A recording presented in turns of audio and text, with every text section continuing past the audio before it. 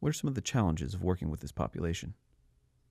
One of the biggest challenges is for patients and families to really understand that there's no cure for a lot of these, which, they're not cancer. They doesn't need to be completely removed, but it's hard, I think, for patients to know that they have to go through serial debulkings or serial procedures, and that there's going to be kind of no perfect cure at the end. Kids swap out deformity of the face for maybe scars, or a situation that they still look a little funny, but not the same way that they looked before. And so I think that that's kind of hard, I think, emotionally, I think, for families and patients to deal with, that they're going to go through all this, and at the end of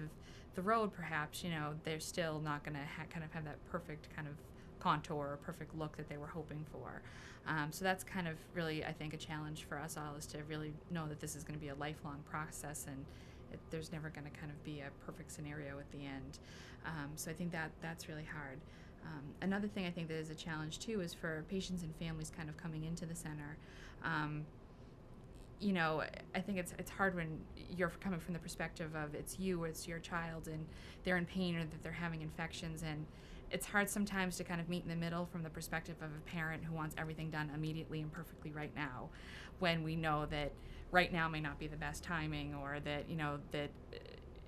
we have a lot of patients that are in pain, and we kind of have to review in a certain way or see patients in a certain way. And I think sometimes it's hard for us, with our perspective of the spectrum of diagnoses that we see, with a parent not knowing that, and of course us not being the parent to the patient who's in pain, trying to meet in the middle. So that's often very challenging too.